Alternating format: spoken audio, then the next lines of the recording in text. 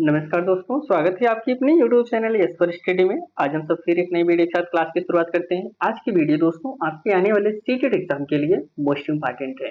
जैसा कि आप सब जानते हैं, सीटेट एग्जाम के लिए अगर एक कोई स्टडी मटेरियल सबसे महत्वपूर्ण है तो वो होता है आपका प्रीवियस ईयर क्वेश्चन पेपर। इसलिए हम सब आप सबके लिए दोस्तों daily previous year question paper को सॉल्व करा रहे हैं। आज जो पेपर हम सब सॉल्व करेंगे वो आपका पेपर 2 है। पेपर 2 के अंतर्गत जो मैथ से आपके क्वेश्चन पूछे जाते हैं, 15 क्वेश्चन आपका पेडागोजी से पूछा जाता है, 15 क्वेश्चन कंटेंट से, सॉरी 20 क्वेश्चन आप पेपर 2 में 20 क्वेश्चन आपके कंटेंट से पूछे जाते हैं, 10 क्वेश्चन आपके पेडागोजी से पूछे जाते हैं। तो टोटल आज हम सब 30 क्वेश्चन को कवर करेंगे। अगर आप इस चैनल पे नए तो चैनल को सब्सक्राइब कर लीजिए दोस्तों। इस चैनल पर आपको पेपर 1, पेपर 2 के सभी previous year question paper complete कराए जाते हैं। साथ में साथ हम सब आप सबके लिए मॉक टेस्ट भी डेली उपलब्ध कराते हैं। आज हम सब दोस्तों पेपर 2 के अंतर्गत मैथ को कवर करेंगे। और पेपर आज दोस्तों यह आपका 7 जनवरी 2026 में जो आपका सीटेट का एग्जाम हुआ था उसी दिन ये क्वेश्चन पेपर पूछे गए थे। चलिए हम सब क्वेश्चन की तरफ बढ़ते हैं। इसमें जो पहला क्वेश्चन दिया गया, इसमें आपको सोचना है, करें 2a गुणे e बटे दोस्तों उसका आंसर दिया गया है d2a। देखिए इसमें सोचना है यहाँ पे हम कौन सा नंबर फिल करें कि वही नंबर हमारा उसी नंबर से हम गुणा करें और वही नंबर आए भी। आप देखिए अगर आप हम इसे तो एकदम सरल शब्दों में समझने का प्रयास करेंगे, 2 3 4 5 6 7 8 9 मान लीजिए। देखिए 1 से गुणा करेंगे तो 1 से गुणा करेंगे तो 1 ही आता है, 2 से गुणा 4 ये तो होगा नहीं, 2 कट गया, 3 से 3 त्रिक का 9 ये भी कट गया, 4 चौक 16 ये भी कट गया। देखिए 5 पचे 25, अगर हम 5 का गुणा 5 में करते हैं तो 25, मतलब लास्ट संख्या वो आ रही है, फिर 6 ये भी नहीं, 7 ये भी, 8 ये भी नहीं, तो 2 संख्या हमको मिला, एक तो 1 मिला, एक तो 5 मिला। हम यहाँ पे 1 फिल कर सकते हैं, 5 फिल कर सकते हैं। अगर हम बाय द वे मान लें सोचते हैं, चलिए हम यहाँ पे 1 फिल करते हैं, 1 का नाम 1, चलो ठीक है, लेकिन 1 दुख का 2 हो जाएगा, लेकिन हमको बी भी चाहिए, एक नंबर और हमको चाहिए, हमारे पास एक ही नंबर बचा, वो क्या है 5 है। अब यहाँ पर अगर हम 5 फिल करें, 5 पचे 25, 25 की 5 हासिल लगा 2, 5 दूनी 10, 10 दो 12, 12 यहाँ पे 2 ऑलरेडी दिया गया था, 2 हो गया और बी के स्थान पर 1।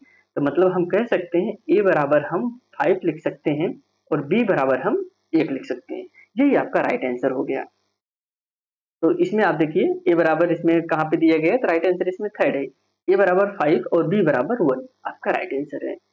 अगले क्वेश्चन चलते हैं। देखिए अगला जो क्वेश्चन है, चलिए एक दुकानदार एक पंखों को 1500 में खरीदता है। कितने दोस्तों, 1500 रुपए में खरीद रहा है। यहाँ पे सॉल्व करते हैं, 1500 रुपए में खरीदा, इस पर वो 2500 रुपए अंकित करता है। मतलब इसे खरीदा कितने का, 1500 का, लेकिन यह इस पे मूल्य अंकित अंकित करता है वह 2500 रुपए इस पे अंकित करता है। कितना अंकित कर दिया, 2500 रुपए। वह इस पंखे को इसके अंकित मूल्य पर 20% छोड़ता है। कितना, 20% छोड़ रहा है। किस पे दोस्तों, पंखे के जो अंकित मूल्य है उस पे 20% वह छोड़ रहा है। तो चलिए हम उसको भी छोड़ देते हैं। अगर हम 25 से का 20% निकालेंगे तो ये 5 से हो गया 20%, 20 धाम 200, 20 धाम 200 तो 4 से हो गया, और 20 पंजे 100, ये 500 रुपए, 500 रुपए छूट हो गया। चलिए हमने 1500 रुपए खरीदा था, 2500 रुपए इस पे दाम अंकित किया, 500 रुपए का छूट दे दीजिए, हमारे पास बचा कितना, 2000 रुपए बचा है। चलिए आगे हम समझते हैं। कह रहे हैं कि नगद भुगतान पर 250 के अतिरिक्त छूट भी दिया जाता है। अगर कोई नगद खरीद रहा है, तुरंत पैसा दे रहा है, तो 250 रुपए और छूट दिया जाएगा। हम 250 रुपए और इसमें छूट दे देते हैं। यहाँ पे हमारे पास 7 से 50 टोटल खरीदा कितने का था, 15 से, अंकित कितना किया 25 से, छूट कितना दे दिया, 7 से 50 दे दिया। पूछ क्या रहा है, ये तो कोई ग्राहक पंखे को नगद भुगतान करके खरीदता है। क्या कोई ग्राहक आता है और नगद देकर खरीदता है, तो दुकानदार को कितना लाभ होगा।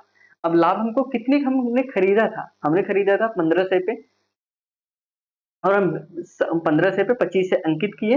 अब इसको हम इसमें से घटा देते हैं, तो 7 से 50 इसमें से घटा देते हैं, तो यहाँ पे 5 आ गया, यहाँ 14 में 7, यहाँ पे 17 से 50 रुपए हमने बेचा उसे। कितना, 17 से 50 रुपए का बेचा। खरीदा कितने का था, 15 से खरीदा था, मतलब 250 रुपए हमको फायदा मिला। इसमें जो राइट आंसर हो जाएगा option second is correct answer.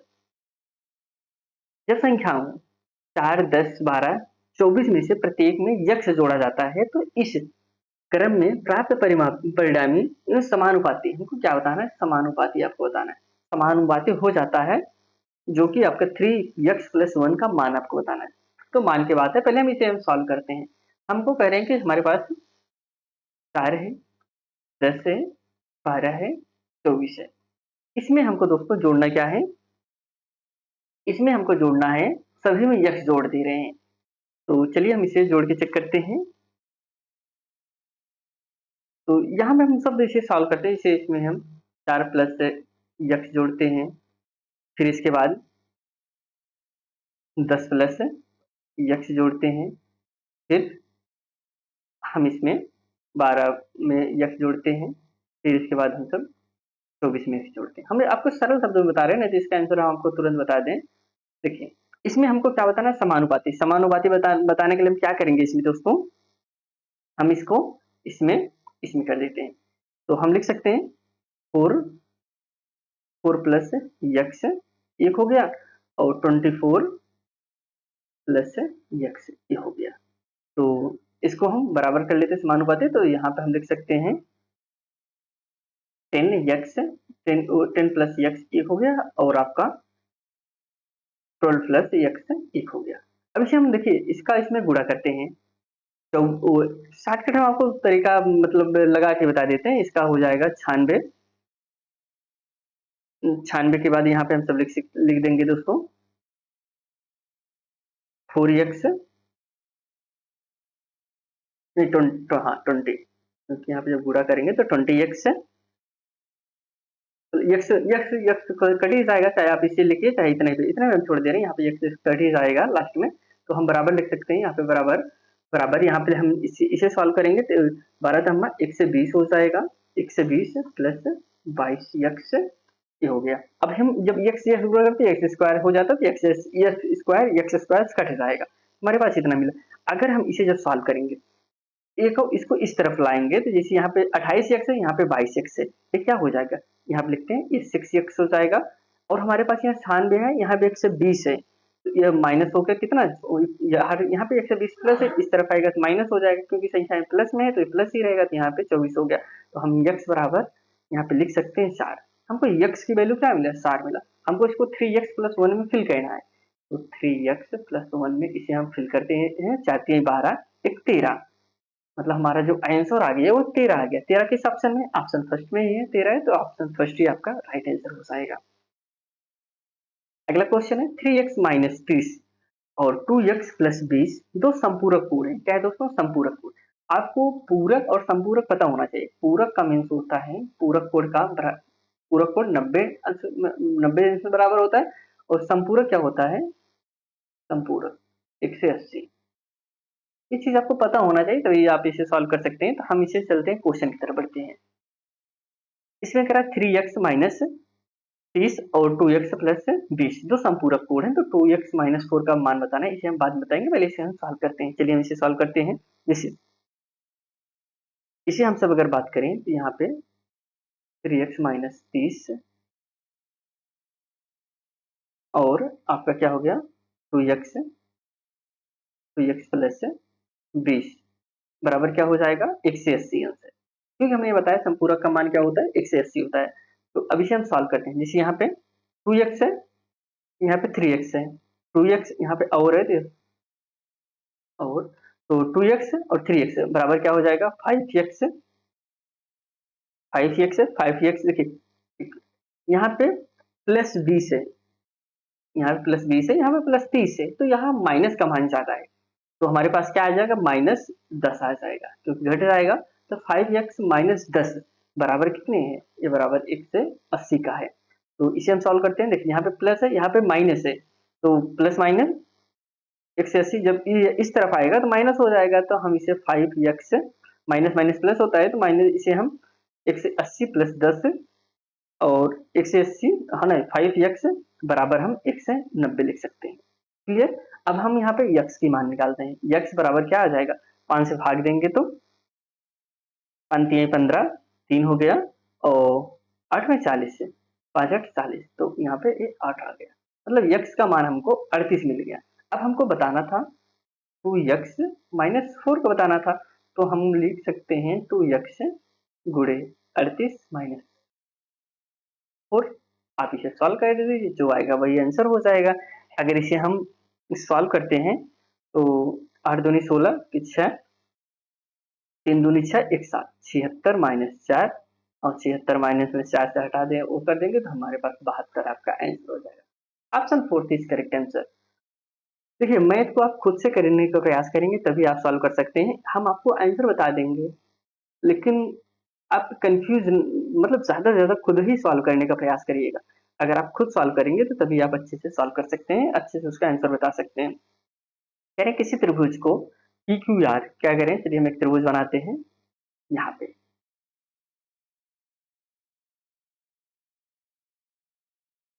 कह रहे हैं एक त्रिभुज PQR है, चलिए ठीक है। कि कोण P और Q क्रम से 30 और 50 है। तो कोण P कितना है दोस्तों, यह 50 है और यह कितना है, सॉरी यह 30 है और यह आपका 50 है, ठीक है। यदि कोण P और Q के समद्विभाजक एक बिंदु ऊपर मिलता है, किस पे दोस्तों, एक समद्विभाजक ऊपर मिलता है। चलिए हम इसे मिला भी देते हैं, यहाँ से इसको मिला देते हैं, ये ओ पे मिल गया, ठीक है। तो टू कोण पी क्यू आर माइनस 10 का मान आपको बताना है। देखिए आपको पता होगा तीनों कोणों का मान कितना होता है, 1 से 80 होता है। ये चीज आपको पता है। हमारे पास दो कोण का मान दिया है 50 और 30, तो मतलब 80 हमको दिया है, तो 80 दिया है बचा 100। 100 कोण इसका मान कितना हो गया, इसका मान हमको 100 मिल गया, यहाँ पर 100 लिख दिए, ठीक है। इसके बाद कह रहे हैं कि हमको बताना है, इसका मान बताना है ना, कोण पी ओ क्यू का मान बताना है, कोण पी ओ क्यू का मान बताना है। ये समद्विभाजक है, अगर ये समद्विभाजक है, अगर ये 25 पूरा कोण कितना था, 25 था, ये कितना होगा, 25 होगा, एक कितना 25 होगा, एक 15 है, एक 15 होगा, 15 बराबर 30 था। तो मतलब हमको यहाँ पे एक कोण का मान मिल गया 25 है, 25 और 15, 25 प्लस 15, इसे हम जोड़ देते हैं, 5 5 10 और 2 1 3 40, ठीक है। मतलब हमारे पास जो आंसर मिला हमको 40 मिल गया। मतलब इसका, इस कोण का मान, इस कोण का मान, क्योंकि समद्विभाजक था तो कोण बराबर थे, आधा हम आधे तो हमने काट दिया था, आधा इस तरह 25 इस तरह 25 हो गए। हमारे पास मिल गया ये दोनों कोणों का मान 1 से 40 है। हमको पता है अगर ये दोनों कोणों का मान 1 से 40 है तो सॉरी 40 है तो इसका मान कितना होगा, इसका मान -1 से 80 कर दीजिए। अगर हम -1 से 80 करेंगे तो इसमें से 1 से 80 करेंगे तो हमारे पास 1 से 40, मतलब इस कोण का मान हमको कितना है, 1 से 40। ठीक है, अभी इतना आंसर नहीं है, ये आंसर आपका नहीं है कि 1 से 40 हो गया। हमको अब बताना है कि टू कोण P Q R O P P O Q minus 10 का मान बताना है। तो हमको 2 और पी ओ क्यू का मान कितना है, तो गुणे 1 से 40 माइनस 10, इसे हम सॉल्व करते हैं। तो 2 शून्य शून्य हो गया, 4 दूनी 8 हो गया, 2 का नम 2, 280 माइनस 10, तो हमारे पास जो आंसर निकल के आया 270 आपका करेक्ट आंसर। 270 कहाँ पे है, option second is right answer. Next question बढ़ते हैं। निम्न मापनों सेंटीमीटर में से किनमें से एक समकोण त्रिभुज की भुजा नहीं बन सकती। अब देखिए हम कह रहे हैं कौन सा एक समकोण त्रिभुज की भुजा नहीं बन सकती, तो इसे आप पाइथागोरस प्रमेय लगा दीजिए, आपका आंसर मिल जाएगा। पाइथागोरस प्रमेय लगाने के लिए हमको पता है पाइथागोरस प्रमेय का सूत्र क्या होता है, कर्ण स्क्वायर बराबर लंब स्क्वायर प्लस आधार स्क्वायर, आधार स्क्वायर। इसमें त्रिभुज पूछा रहा है तो इसमें कौन सा नहीं, विशेष 12 है, 3 चौक 12, सॉरी 2 छंग 12, 2 8 16, 2 पच्चीस 10। क्या ये इसमें कौन सा नहीं बन सकता उसे आपको बताना है। ये तो देखिए अगर इसे हम करेंगे तथा कर्ण स्क्वायर और लंब स्क्वायर का बराबर होना चाहिए, ये तो हो जाएगा, ये भी आपका हो जाएगा। इससे देखिए अगर इसे हम सॉल्व करते हैं तो 8 है, 2 चौक 8, तो नहीं बन सकता ना, 2 चौक 8, 2 8 16, 2 छंग 12। इसे इसे अगर हम तो सॉल्व करेंगे तो ये नहीं बनेगा। देखिए अगर इसे हम कड़ क्रम 4 चौक 16 और 28 64 और 6 36, क्या बराबर हो रहा है, नहीं हो रहा है, तो जाहिर सी बात है ये आपका गलत, यही नहीं बनेगा। बाकी सब अभी इसे आप करेंगे 7 8 36 हो गया, 28 64 हो गया 64 हो गया, 10 दामा 100 हो गया। वो तो 6 4 10, 6 3 9 10 से मतलब बन जा रहा है, तो हो जाएगा, बाकी ये नहीं होगा। ये भी आपका हो जाएगा, ये ढाई दूना 5 कर दीजिए, ये भी आपका हो जाएगा। तो ये भी हो जाएगा, तो राइट आंसर इसमें थर्ड ही होगा, थर्ड इज करेक्ट आंसर। निम्न में से किस अक्षर में घूर्णन सममित नहीं है? सममित मतलब होता है कि हम जैसे आप पूछेंगे इसमें, जैसे कोई अक्षर दे दिए हम आपको, जैसे ए दे दिए, ए में हम पूछे इसमें कौन सी सममित हो सकती है, कितनी सममित रेखाएं हो सकती हैं। तो आप इसे सममित मतलब जैसे हम ऐसा काट दें तो बराबर रहे, मतलब उसमें अक्षर एक बराबर पे आ जाए, उसमें जैसे यश है, यश के उदाहरण आपको बताते हैं। यश को अगर हम सब यहाँ से काट देते हैं तो ये इस पे आ जाएगा, बराबर हो जाएगा, मतलब एक सममित रेखा इसमें बन रही है। इसमें घूर्णन पे पूछा है, इस पे मतलब घूमने पे, जैसे ओ है, ओ तो इसमें सममित रेखा बन ही जाएगा। ये दोस्तों यन है, यम है, यन है और यश है। इसमें जो राइट आंसर हो जाएगा ई है दोस्तों। यन भी बन जाएगा, यश भी बन जाएगा, ई नहीं बनेगा, ई नहीं बनेगा, और यही आपका राइट आंसर हो जाएगा। अगला क्वेश्चन है 7x-1/4 minus 1/3 2x minus 1 minus x अपान 2 बराबर 10/3 है, तो 11x प्लस 21/2 का मान क्या होगा? आप इसे एलसीएम लेके लगा दीजिए, सबसे इजी हो जाएगा। देखिए, उस क्वेश्चन खुद से भी करने का प्रयास करिए, आप तभी सॉल्व कर पाएंगे। जैसे इसमें इसका एलसीएम लेने के लिए आप क्या करेंगे, पहले जैसे 2 से 2 कट रहा है, काट दीजिए ना। 1 मिनट, एलसीएम ही लेकर आपको हम बता दे रहे हैं। 4 3 2 2, ये है ना, फिर 3 ही है। आप इसे एलसीएम ले, इसका एलसीएम 12 होगा, एलसीएम 12 होगा, तो आप इसे चाहे लेके देख लीजिए, चाहे वैसे 12 एलसीएम लेके आप ये सॉल्व कर दीजिए, आपको आंसर मिल जाएगा। इसमें जो राइट आंसर होगा ऑप्शन 86 इसका करेक्ट आंसर होगा। हाँ, एक क्वेश्चन बढ़िया है। देखिए, जो क्वेश्चन आपके लेवल के हिसाब से होंगे उसे हम आपको सॉल्व करके जरूर बताएंगे। उस क्वेश्चन खुद से भी करने का प्रयास करिए। जैसे करें किसी समांतर चतुर्भुज पी क्यू आर एस है, हम एक समांतर चतुर्भुज बनाते हैं।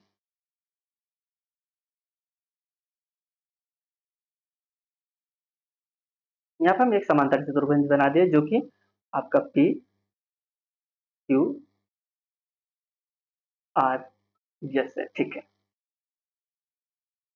ये बिकेड पी आर और क्यू एस है, बिकेड एक है, चलिए हम बिकेड एक एस क्यू हो गया, एक आपका पी आर हो गया, ठीक है। जो ओ पे प्रतिच्छेदित करता है, ये क्या हो गया, ये आपका ओ हो गया, ठीक है। यदि ओपी बराबर है दोस्तों, ओपी कहाँ पे है, ओ और पी, ओपी बराबर यहाँ पे दिया गया है एक्स प्लस वाई दिया गया है, एक्स प्लस वाई, ओपी बराबर है। और ओ क्यू बराबर कितना है, ओ क्यू बराबर कितना है, ओ क्यू बराबर है दोस्तों 20 सेंटीमीटर, इसका मान 20 सेंटीमीटर है। और ओ आर बराबर 16 सेंटीमीटर है, ओ आर बराबर ये आपका 16 सेंटीमीटर है। और ओ एस बराबर, ओ एस बराबर वाई बराबर 7 सेंटीमीटर, ठीक है। तो हमको बताना है 7x माइनस वाई का मान आपको बताना है। देखिए, इसे हम सॉल्व करने के लिए क्या करें, देखिए हम हमको यहाँ पे दिया गया है वाई, एक मिनट,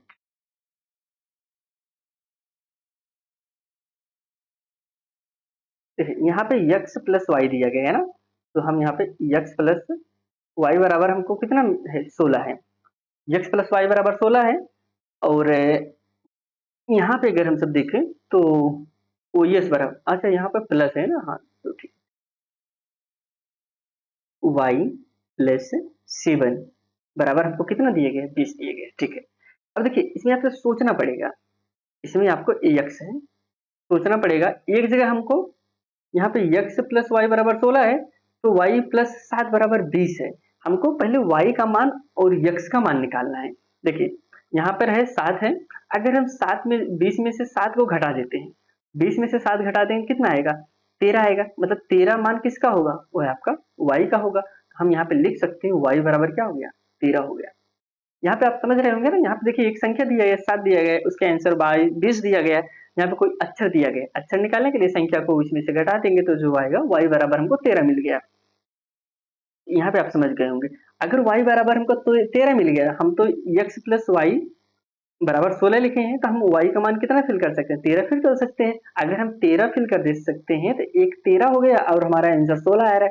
अगर 13 में से 16 घटा देंगे तो हमको x की वैल्यू मिल जाएगी। तो हमको x की वैल्यू लाने के लिए x बराबर हम 3 लिख सकते हैं, क्योंकि 16 में से 3 घटाएंगे तो 3 ही आएगा। आई होप आप x का मान और y का मान आपको पता हो गया होगा।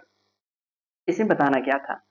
इसे हमको बताना था 7x माइनस वाई का मान बताना है। तो 7x वाई का मान हमको मिला, इसमें हम 7 x का मान क्या है दोस्तों? x मान 3 हो गया, माइनस y का मान हमको 13 मिल गया।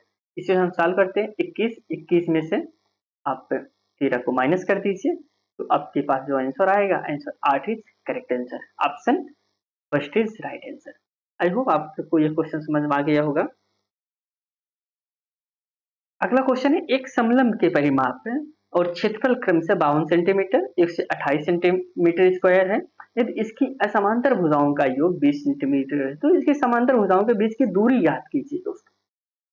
असमांतर भुजाओं का योग हमको दिया गया 20 सेंटीमीटर, तो हमको इसके समांतर भुजाओं की दूरी ज्ञात करना है। देखिए, सबसे पहले हम एक समलंब परिमाप क्षेत्रफल बनाते हैं। ठीक है, सभी क्वेश्चन सॉल्व करेंगे, थोड़ा सा समय ज्यादा लग जाएगा। अगर आपको पूरा क्वेश्चन एकदम जिसे सॉल्व करके बता रहे हैं उसी तरीके से जानना है तो हम वैसे भी बता देंगे, लेकिन अगर आपको जल्दी जल्दी जानना है कि आंसर आप खुद से भी लगाने का प्रयास करेंगे तो हम वैसे भी बता देंगे। यहाँ पे दिया गया है एक समलंब परिमाप का क्षेत्रफल हमको दिया गया है कितना? 52 सेंटीमीटर और 128 मीटर सेंटीमीटर स्क्वायर। इसमें हम पहले हम लगाते हैं इसमें, हाँ, मान लीजिए ये y हो गया, ये x हो गया, ठीक है, ये हो गया, ये b हो गया, ये बराबर है। इसमें करें इसकी असमांतर भुजाओं का योग 20 सेंटीमीटर है। तो असमांतर ए हम इसको बराबर कर लें, ए असमांतर है, ए आपका असमांतर है। ए मतलब ए प्लस बी बराबर हमको 20 सेंटीमीटर दिया गया है। अब हमको इसमें देखिए x, इसका क्षेत्रफल कितना दिया है? 52 सेंटीमीटर दिया गया है।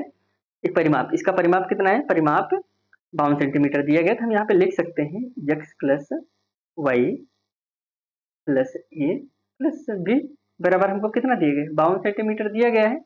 यहाँ तक आपको कोई दिक्कत नहीं होगा।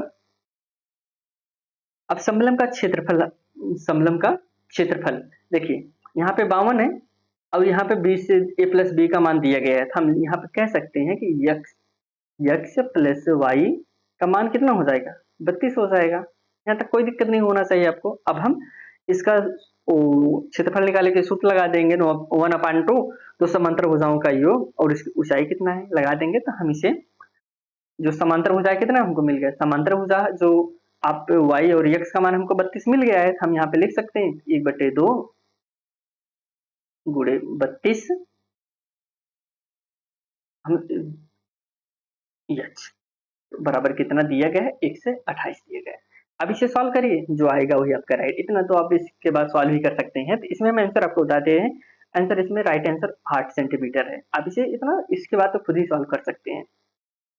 अगला क्वेश्चन है, एक आयताकार के क्षेत्रफल आयताकार खेत का क्षेत्रफल 48 मीटर स्क्वायर तथा इसकी एक भुजा 6 मीटर है। किसी व्यक्ति को 20 मीटर प्रति मिनट की चाल से इस खेत को बिखेरते पार करने में कितना समय लगेगा? बहुत ही बढ़िया क्वेश्चन। देखिए, एक आयताकार खेत है, हम एक खेत आपको बना देते हैं। एक आयताकार खेत हमने बना दिया। पार कैसे कर रहा है? बिखेरता पार कर रहा है, तो हम उसे पार करने का बता दे रहे हैं, ऐसे पार करेगा। कह रहे हैं कि इसकी एक भुजा 6 सेंटीमीटर है, वही पाइथागोरस प्रमेय ही लगेगा इसमें भी। इस एक भुजा कितनी है? 6 सेंटीमीटर है, वो 20 मीटर प्रति मिनट की चाल से चल रहा है। चलिए हम इसे सॉल्व करते हैं। देखिए, अगर इसे हम सॉल्व करते हैं, जिसे इसका क्षेत्रफल हम अगर बताएं तो 48 निकल रहा है। कितना? 48 है। इसका क्षेत्रफल कितना है? 48 है। अगर देखिए इसमें पाइथागोरस प्रमेय लगाएंगे तो ये 6 है, तो ये 8 हो जाएगा, और ये कितना हो जाएगा? 10 हो जाएगा। आपको हम कैसे होगा वो उसको बताते हैं। देखिए,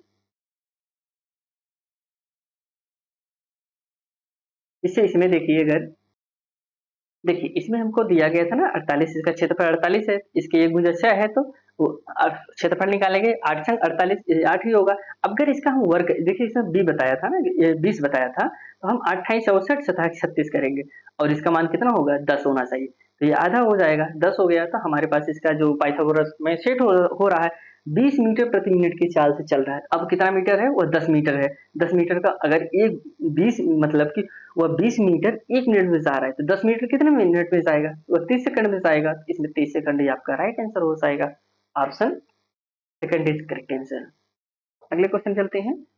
भुजाओं की बात करें, 8 सेंटीमीटर, 6 सेंटीमीटर, 10 सेंटीमीटर और 3 धातु को ठोस घनों को पिघलाकर एक अकेला ठोस घन बनाया गया। इस प्रकार बने नए घन की भुजा क्या है? देखिए पेपर, इसे सभी क्वेश्चन दोस्तों आपके प्रीवियस ईयर क्वेश्चन पेपर है। क्लासें आपको कैसी लग रही हैं? आप जरूर दोस्तों चैनल को सब्सक्राइब करिए, कमेंट करके जरूर बताएं, क्योंकि क्वेश्चन को तैयार करना, फिर उसे आप सबके सामने क्वेश्चन को इकट्ठे करके उसका सही आंसर बनाने में समय लगता है। इसलिए दोस्तों चैनल को आप जरूर सब्सक्राइब करिए। देखिए इसमें 8 सेंटीमीटर, 6 सेंटीमीटर, 10 सेंटीमीटर 3 धातुओं को बनाया गया है, 3 घनों को बनाया है। घन पहले हम आपको घने बता देते हैं। 3 अलग-अलग घन थे।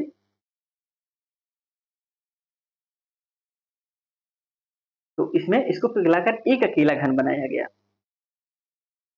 देखिए, सबसे पहले हमको क्या निकालना है दोस्तों? इसका आयतन निकालना है। क्या निकालना है? आयतन निकालना है। आयतन निकालने के लिए हम सब कैसे निकालते हैं आयतन? जैसे 8 स्क्वायर 6 से 8 सेंटीमीटर, 6 सेंटीमीटर है, 10 सेंटीमीटर है। ये दोस्तों 3 घन है। घनों का आयतन निकालने के लिए हम क्या, भुजा का क्यूब कर दीजिए, उसका आयतन निकल जाएगा। तो हमको 8 का क्यूब करिए, 6 का क्यूब करिए, 10 का क्यूब करिए। कम से कम 10 तक क्यूब आपको आना चाहिए। जैसे 8 का क्यूब अगर हम सब देखें तो 5 से 12 होता है। 6 का क्यूब कितना होता है दोस्तों? 216 होता है। 10 का क्यूब कितना होता है? 1000 होता है। हमने यहाँ पे इसका क्यूब निकाल दिया, क्यूब निकाल दिया। अब हम यहाँ पे समझते हैं, हमने क्यूब निकाल दिया, घनों का आयतन। अब हम इसे पिघला कर दोस्तों क्या कर रहे हैं? कह रहे हैं इसे पिघलाकर हमको एक घन बना देंगे। एक घन बनाने के बाद उसकी भुजा आपको बताना है। ये दोस्तों 5 से 12 है। अब इसे अगर हम प्लस करेंगे तो 6 2 8 हो गया, यहाँ पे प्लस कर दिए 6 2 8 हो गया,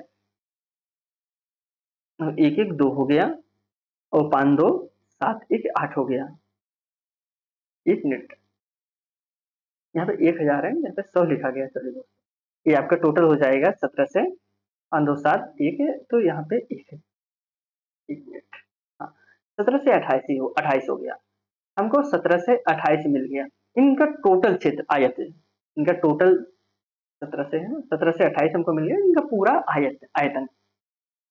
अब हमको निकालना है जो नया, मतलब जो नया घन हम पिघला के बनाए हैं, वो उसका पूरा आयतन निकल गया कितना? 17 से 28। इसकी भुजा निकालना है। भुजा निकालने के लिए दोस्तों घनों का आयतन बराबर कितना होता है? भुजा स्क्वायर। ये कितने का स्क्वायर हो रहा है? 17 से 28 आपका, 17 से 28 आपका किसका स्क्वायर हो रहा है? अब इसमें बहुत ज्यादा आपको कुछ करना नहीं है। आप चाहिए तो ऑप्शन से ही सॉल्व कर लीजिए, आपके पास 4 ऑप्शन है। कौन सा, किसका स्क्वायर आपका, किसका क्यूब आपका 17 से 88 होगा? तो राइट आंसर इसमें 12 हो जाएगा। 12 का क्यूब ही दोस्तों आपका 17 से 28 होता है। तो right answer third is correct answer. कुछ प्रक्षेपण दिए गए हैं 30 से 61, 55, 56, 60, 20, 26, 45, 28 और 56। ये माध्यक और बहुलक का मध्य आपको बताना है। क्या बताना है? मध्य आपको निकालना है। माध्यक तथा बहुलक का निकालना है। देखिए सबसे पहले इसे हम सीक्वेंस लगा लेते हैं। 20 हो गया, 26 हो गया, 28 हो गया, 30 हो गया, 45, 55, 56, 56 बहुलक तो मिल गया, 56 हो गया, और 60, 61। देखिए 61, हमारे पास जो बहुलक निकल गया है वो 56 हो गया। ठीक है, एक संख्या हमको मिल गई बहुलक। अब माध्यक क्या हो जाएगा? देखिए 1 2 3 4 5 6 7 8 9 10, टोटल कितने नंबर है? 10 नंबर है। हमको 5 डिवाइड कर दीजिए, 1 2 3 4 5 यहाँ पे आ गया, 5 यहाँ पे आ गया। ठीक है, अब हमारा जो मध्यक होगा 45 और 55, 45 प्लस 5 अपान 2, इसका निकाल देंगे हमको माध्यक मिल जाएगा। इसे अगर हम प्लस करेंगे तो ये हमारे पास क्या हो जाएगा, 100 100 डिवाइड बाई 2 मतलब 50। बहुलक हमको 50 मिल गया, मध्यक हमको 50 मिल गया, बहुलक हमको 56 मिला है। हमका इसका मध्य बताना है, इसका मीन बताना है। तो हम यहाँ पे 56 प्लस 50 पावर सॉरी डिवाइड 2 हो गया। तो मध्यक हमको मिल जाएगा, वही आपको आंसर पूछा है। इसे अगर हम प्लस करेंगे तो 1 से 106 और पावर 2 डिवाइड 2। तो इसे हम अगर डिवाइड करेंगे, 2 बचे 10 हो गया और 2 3 53। 53 ऑप्शन आपका फर्स्ट ही आपका करेक्ट आंसर। नेक्स्ट क्वेश्चन बढ़ते हैं। अगला क्वेश्चन है a माइनस बी बराबर 11/5 है और ए बी बराबर 3/4 है। तो ए और बी का आपको मान बताना है। तो इसमें जो राइट आंसर हो जाएगा, इसका फर्स्ट ही आंसर है दोस्तों, 2 सही 4/5, 5 दूनी 10, 10 4 14/5 आपका राइट आंसर आएगा। चलिए अगले बढ़ते हैं। अच्छे प्रकार से फेंटी गई ताशों की एक गड्डी में से एक एक कार्ड निकाला जाता है। ताश में टोटल नंबर कितनी गड्डी होती हैं, 52 पत्ते होते हैं। निकाले गए कार्ड में से 10 या एक लाल बादशाह होने की प्रायिकता। देखिए 52 पत्ती में 10 आपके कितने नंबर हो सकते हैं, 10 आपके 4 हो सकते हैं। ठीक है, क्योंकि एक के 2 लाल होगा 2 काला होगा, तो मतलब जो 10 का नंबर आ सकता है वो 4 हो सकता है। और इसमें एक लाल बादशाह की बात करें, लाल बादशाह तो आपका 2 ही होगा, 2 काला बादशाह होगा होता है, 2 लाल बादशाह होता है। हमको मिल गया 4 और 2 मिल गया। 4 2 हम लिख सकते हैं 4 प्लस 2 बटे टोटल पत्ते कितने हैं, 52। हम यहाँ पे लिख सकते हैं 4 2 6/52। आप इसे सॉल्व कर दीजिए, जो है आपका वही राइट आंसर होगा। राइट आंसर आपको बताते हैं 13 26 हो जाएगा। Option second is correct answer. वो सबसे बड़ी संख्या है जिससे 87 और 123 को भाग देने पर क्रम से 7 और 3 शेष बचे। हमको बताना है जो सबसे बड़ी ऐसी सबसे बड़ी संख्या बताइए जो 7 और 3 से 87 123 से भाग देने पर क्रम से 7 और 3 शेष बचे।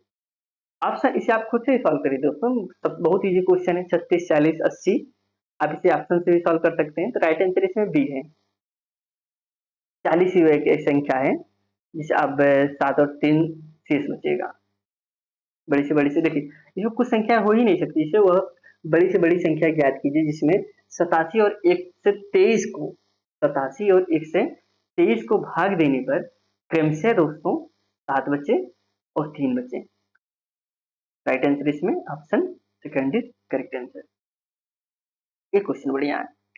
पॉइंट 4 है, ऊपर बार लगा हुआ है, फिर पॉइंट 6 है, ऊपर भी बार का मान बताना है। इसका मतलब होता है कि 4 4 4 4 4 ऐसे 4 काफी मतलब अनंत बार लिखा गया, तो इसे हम ऐसे कर देते हैं, लगता है कि इन्फिनाइट तक गया है। ठीक है, फिर प्लस 6.6 ऐसे लिखा गया था, हम इसे 6 6 6 ऐसे लिख सकते हैं। ठीक है, इसे हम हटा दिए। चलिए यहाँ पे हम 4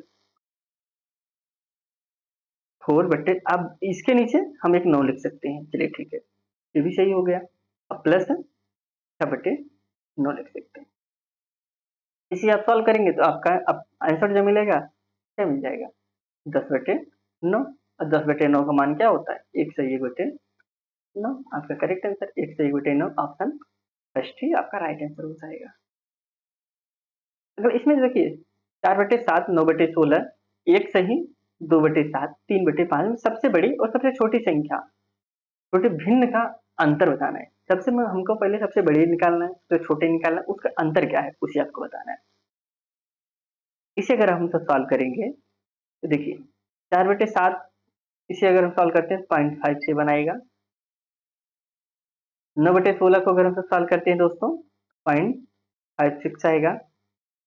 और इसके बाद यहाँ पे 9 आ जा रहा है, तो सबसे बड़ी तो यही होगा, सबसे बड़ी संख्या यही हो गया, सबसे बड़ा या सबसे बड़ा हो गया। और 3/5 को अगर हम सब सॉल्व करेंगे तो ये 0.6 आएगा। तो अब इसमें सबसे बड़ी हम हमारे पास क्या मिल गया, 7 का 9 7 2 9 9/7 आ गया। इसके बाद अंतर हमको निकालना था, अंतर निकालने के लिए इसे माइनस कर देंगे, तो सबसे छोटी तो 9/16 हो गया, 9/16 हो गया। आप इसे अगर सॉल्व करेंगे तो आपके पास राइट आंसर मिल जाएगा 81/112 इज करेक्ट आंसर। 81/12 का अंक, ऑप्शन फर्स्ट ही आपका राइट आंसर है। किसी संख्या के वर्ग की इकाई का अंक उस संख्या के अंक से 2 अधिक है। निम्न में से कौन सा अंक उस संख्या के वर्ग की इकाई का अंक नहीं हो सकता? देखिए, हम आपको लिखते हैं 1, 2, 3, 4, 5, 6, 7, 8, 9। देखिए, इसे आप सॉल्व करने का प्रयास करिए। करें किसी संख्या के वर्ग की इकाई का अंक उस संख्या के इकाई का अंक से 2 अधिक है। निम्न में से कौन सा अंक उस संख्या के वर्ग का अंक नहीं हो सकता? देखिए, 1 का वर्ग 1 ही होगा, 1 नहीं होगा। करें कि 2 दूनी 4, 3 त्रिक का 9। इसमें करें इकाई के अंक का 2 अधिक होना चाहिए। 4 चौक 16, 5 पच्चे 25, 17 के 36, 7 सत्ते 49, 28 64 और 9 नौवा 81। देखिए, इसमें क्या इकाई का अंक नहीं हो सकता, क्या नहीं हो सकता? देखिए, 1 हो रहा है, इसमें जो हमारे पास ऑप्शन है 5, 6, 9, 4। देखिए, 4 हो रहा है कि नहीं है? पहले हम 4 को देखते हैं। देखिए, यहाँ पे 4 हो रहा है, 2 है संख्या और इकाई वर्ग करने पे 4 हो रहा है और 2 प्लस भी हो रहा है, इसमें 2 अधिक है ना, 2 जोड़ने के लिए बात कर रहा है, तो ये भी आपका फॉलो हो रहा है, ये मतलब ये नहीं हो सकता। 9 है, 9 की अगर हम सब बात करें तो 9 इसमें हो रहा है कि नहीं हो रहा है? यहाँ पे हो रहा है 49, 7 सत्ते 49, इकाई का अंक 9 है, इसमें 7 में अगर 2 प्लस करेंगे ये भी फॉलो हो रहा है, ये भी हो जाएगा। 6 देखिए, 4 है, इसका इकाई का अंक 6 हो रहा है, प्लस 2 हो रहा है, ये भी फॉलो हो रहा है। लेकिन 5 आपका नहीं हो रहा है, ऑप्शन आपका फर्स्ट ही करेक्ट आंसर हो जाएगा। ऑप्शन फर्स्ट ही राइट आंसर। अब हम सब कुछ पेडागोजी के क्वेश्चन को कवर करते हैं, कुछ क्या टोटल 10 क्वेश्चन। निम्नलिखित में से कौन सा गणित में विद्यार्थियों के आकलन का हिस्सा नहीं होना चाहिए? इसमें नहीं होना चाहिए गणित तथ्यों का कारण देना, गणित पदों की परिभाषाओं का प्रत्यास्मरण कराना, गणित संबंधी संबंधों को अमूर्तन के प्रयोग से समझना, दैनिक जीवन परिस्थितियों से संबंधित समस्या को हल करने के लिए सीखी गई गणित उदाहरणों का प्रयोग करना। जो सबसे ज्यादा सही है आपका फोर्थ है, लेकिन इसमें नहीं पूछा गया, जो नहीं हो सकता। हमको प्रत्यास्मरण याद नहीं कराना है बच्चों को। Option second is correct answer. पहले खाली है। पहले भारतीय गणितज्ञ थे जिन्होंने संख्या से कि एक ऋणात्मक संख्या का वर्गमूल नहीं होता है, वो क्या था? बौद्धधन, आर्यभट्ट, रामानुजन, महावीर। तो राइट आंसर इसमें option fourth Mahavir, option fourth is correct answer. जब दशमलव संख्याओं में दोस्तों 1.5, 0.23, 1.16, 0.34, 1.13 को आरोही क्रम में व्यवस्थित करने के लिए कहा गया, तब एक विद्यार्थी ने इन्हें इस प्रकार व्यवस्थित किया: 0.03, 0.034, 1.2, 0.5, 1.6, 1.13। विद्यार्थी द्वारा दिए गए उत्तर के निम्नलिखित में से कौन से सबसे उपयुक्त है? दोस्तों, उसे आरोही क्रम में व्यवस्थित करने के लिए कहा गया, वो ऐसे ही आरोही क्रम में लगा दिया। अब बताइए सही है क्या, कैसे किया समझते हैं। विद्यार्थी ने दशमलव संख्या को आरोही क्रम में व्यवस्थित करके असावधान विष हाँ, विद्यार्थियों ने दशमलव संख्याओं को आरोही क्रम में व्यवस्थित करके असावधानीवश एक त्रुटि की है। सेकंड है शिक्षिका को विद्यार्थियों को दशमलव संख्याओं को क्रमबद्ध करने के नियमों को प्रत्यास्मरण करने और तत्पश्चात उन्हें व्यवस्थित करने के लिए कहना चाहिए। थर्ड है विद्यार्थियों में उस दशमलव संख्या को बड़ा मानने की एक भ्रांति विकसित हो गई है जिसमें दशमलव भाग में अधिक से अंक हो। फोर्थ है विद्यार्थियों ने दशमलव संख्या को सही क्रम में व्यवस्थित किया है। दोस्तों, वो किया गया था, वही संख्याओं को देख लिया था जिसमें संख्या ज्यादा हो बड़ा होगा, जिसमें संख्या इसी प्रकार से होगी। ये तो राइट आंसर में थर्ड होगा। विद्यार्थियों में उस दशमलव संख्या को बड़ा मानने की एक भ्रांति पैदा हो गई है, उसे विकसित हो गई है जिसमें दशमलव का भाग में अधिक संख्या हो। तो राइट आंसर इसमें थर्ड है। अगला जो क्वेश्चन है, एक शिक्षिका ने बच्चों को एक एक इकाई के 6 वर्ग काटने को कहा और फिर पूछा कि इन वर्गों का उपयोग करके आप और कितनी विभिन्न आकृतियां बना सकते हैं? सबसे अधिक परिमाप वाली कौन सी आकृति बनेगी? इस क्रियाकलाप का सबसे कम उपयुक्त उद्देश्य क्या है? इसमें नेगेटिव पॉइंट आपको बताना है। ऑप्शन है, फर्स्ट ऑप्शन है सृजनात्मकता और विश्लेषणात्मक कौशल विकसित करने के लिए अवसर उपलब्ध कराना, बच्चों के क्षेत्रफल और परिमाप के अधिगम का आकलन करना, याद किए हुए सूत्रों को नए याद किए हुए सूत्रों को एक नए संदर्भ में लागू करना, लास्ट है बच्चों को सामूहिक कार्य में संलग्न करना। इसमें जो करेक्ट आंसर हो जाएगा ऑप्शन जो नहीं है, जो गलत है, ऑप्शन ए 4 सी आपका गलत हो जाएगा। अगला क्वेश्चन है, एक बच्चा एक समीकरण x प्लस 7 बराबर 15 को हल इस प्रकार करता है, x प्लस 7 माइनस 7 बराबर 15, तो x बराबर 15 हो गया, इसे सॉल्व किया, वह क्या किया? उस बच्चे के लिए सर्वोत्तम उच्चापरात्मक कार्यनीति है क्या है दोस्तों? बच्चों को सवाल सरल भाषा में समझाएं, वैकल्पिक विधि का उपयोग करते हुए क्षमता की अवधारणा की व्याख्या करें, श्यामपट्ट पर उसी समीकरण को हल करने के लिए बच्चे से कहें या फिर बच्चों को समीकरण हल करने के लिए बहुत सारे सवाल दें। देखिए बहुत सारे सवाल देना नहीं है, उसी श्यामपट्ट पे हल करने के लिए ऐसा तो नहीं करना है। इसमें जो राइट आंसर हो जाएगा सेकंड हो जाएगा, वैकल्पिक विधि का उपयोग करते हुए क्षमता की अवधारणा का व्याख्या करें। ऑप्शन इसमें सेकंड इज करेक्ट आंसर।